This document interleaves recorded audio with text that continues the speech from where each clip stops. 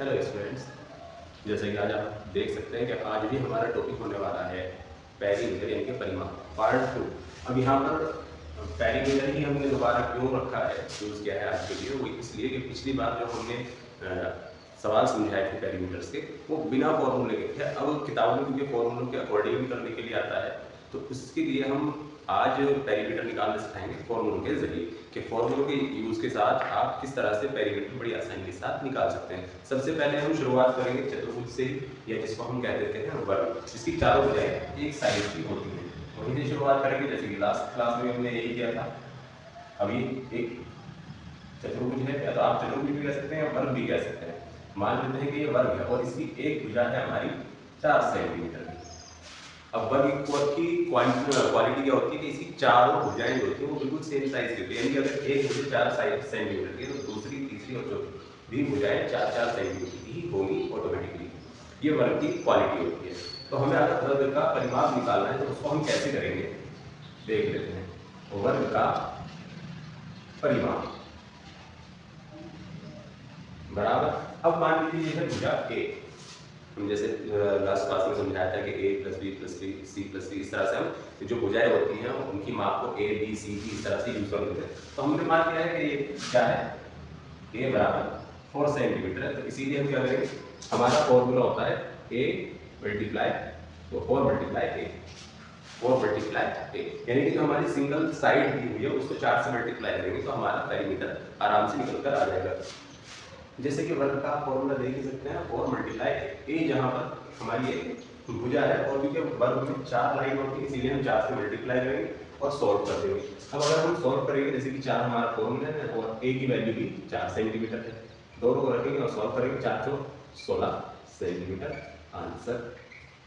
इस तरह से हम किसी भी वर्ग का परिमाप निकाल सकते हैं। तो वर्ग का परिमाप निकालने के लिए फॉर्मूला हमारे पास यही होगा, 4 मल्टीप्लाई a। अगर आप इसको लिखना चाहें तो इस तरह से 4k भी लिख सकते हैं। मल्टीप्लाई का सिंबल लगाकर दिखाना जरूरी नहीं है, क्योंकि एक संख्या अल्फाबेट है और एक संख्या हमारी मैथ की है। दोनों नंबर्स जब एक साथ मिलाकर लिखे जाते हैं तो मल्टीप्लाई का सिंबल लगाकर दिखाना जरूरी नहीं होता। तो चाहे आप सिंबल के साथ इस तरह से लिखें तो वह सिंबल के इस तरह से लिखें, आंसर इसी तरह से सॉल्व होगा। तो ये तो हमारा हो गया है वर्ग का फॉर्मूला, यानी वर्ग के परिमाप निकालने का फॉर्मूला। अब इसी तरह का एक चतुर्भुज होता है जिसको हम कहते हैं समबाहु चतुर्भुज।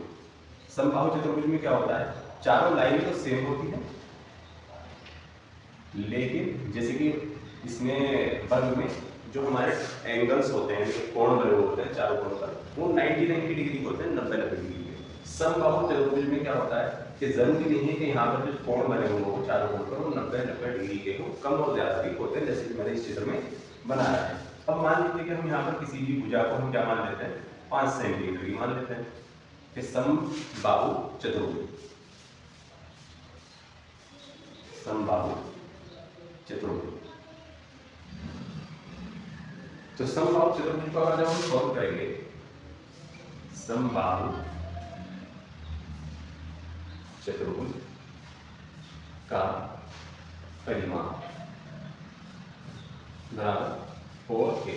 अब आप देख सकते हैं कि वर्ग का जो फॉर्मूला है वो और समचतुर्भुज जो समबाहु चतुर्भुज का फॉर्मूला जो है वो दोनों बिल्कुल सेम है। उसकी वजह यही है कि यहाँ पर एंगल मैटर नहीं करते परिमाप निकालने के लिए, साइडें मैटर करती है कि साइड किस साइज की है और कितनी कितनी है। ठीक है, समबाहु चतुर्भुज जो होता है उसकी भी 4 साइडें होती हैं और सेम ही साइज की होती है, तो इसीलिए इसका फॉर्मूला भी हमारा यही होता है 4 × a, जहाँ पर a एक भुजा है जिसका वैल्यू हमने देखा है 5 सेंटीमीटर।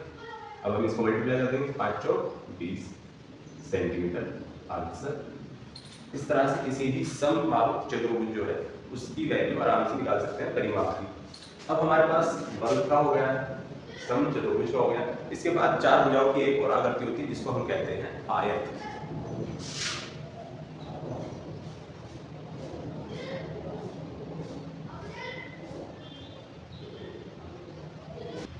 आयत की क्वालिटी जैसे कि मैंने कहा वर्ग से मिलती जुलती है। वो किस तरह से, इसमें भी एंगल जो होते हैं, आयत के चारों एंगल होते हैं वो 90 डिग्री के ही होते हैं। दूसरी बात इसमें क्या होता है, आमने सामने की साइड जो होती है वो बिल्कुल सेम होती है। अब मान लेते हैं कि यहाँ पर साइड दी हुई है ये पर 10 सेंटीमीटर और ये वाली है 6 सेंटीमीटर, दो साइडें दे दी हैं जो साइड ऊपर वाली होगी वही साइड नीचे वाली होगी, और जो साइड चलती है वही साइड ये वाली होगी। यानी कि आमने सामने की जो साइड होती है वो बिल्कुल सेम साइज की होती है आयत की। तो अब हम आयत का परिमाप निकाल कर देखेंगे। आयत का परिमाप, अब हम इसको लेंथ कह देते हैं और इसको वाइड कह देते हैं, यानी कि लंबाई और चौड़ाई। उसी को हम फॉर्मूला में लिख देंगे। हमारी लंबाई को हम एल से लिखते हैं और वाइड को डब्ल्यू से, तो एल प्लस डब्ल्यू। और क्योंकि हर चीज़ दुगनी होगी, यानी कि लंबाई भी 2 है और चौड़ाई भी 2 है और दोनों सेम साइज की, इसीलिए इस तरह से इसका फॉर्मूला मिल जाएगा 2 under the bracket L plus W वैसे। अगर कोई हिंदी में लिखना चाहे तो हम हिंदी में लिख सकते हैं 2 ब्रैकेट में लंबाई प्लस चौड़ाई ब्रैकेट क्लोज कर देंगे। अब यहाँ पर एल का मतलब लंबाई और डब्ल्यू का मतलब चौड़ाई, यानी कि एल की वैल्यू 10 सेंटीमीटर और डब्ल्यू की वैल्यू 6 सेंटीमीटर हमारे पास है। तो वही हम यहाँ पर करेंगे कि 10 प्लस 6 लिख देंगे और सॉल्व कर देंगे। 2 इसी तरह रहेगा, 10 और 6 जोड़ेंगे तो 16 हो जाएंगे। अब इनमें मल्टीप्लाई कर देंगे, 16 दूनी 32 सेंटीमीटर, और यहीं पर हमारा सवाल कंप्लीट हो जाएगा। हर आयत का जो सवाल हो उसमें सेम एक ही फॉर्मूला इस्तेमाल करना है, लंबाई प्लस चौड़ाई और मल्टीप्लाई 2। लंबाई और चौड़ाई को जोड़ने के बाद 2 से मल्टीप्लाई कर देंगे, हमारा आयत का क्षेत्रफल निकल जाएगा। पिछली क्लास में हमने क्या समझाया था कि 4 लाइनें हमारे जो है चारों को जोड़ देंगे, a plus b plus c plus d करके, इस तरह से, चाहे वो ये इस तरह का हो या इस तरह का हो या इस तरह का, किसी तरह का आकृति आ जाए उसको चारों लाइनों को जोड़ देना है, सिंपल आपकी परिमाप निकल जाती है।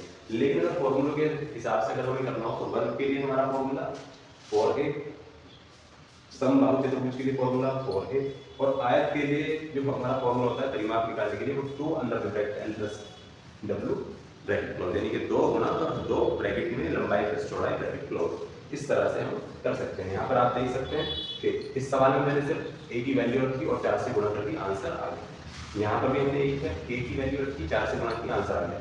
यहाँ पर हमने क्या किया, लंबाई और चौड़ाई जो हमने दी हुई थी, लंबाई रखी चौड़ाई रखी, दोनों को जोड़ा तो उसके बाद 2 से मल्टीप्लाई किया, ये भी हमारा आंसर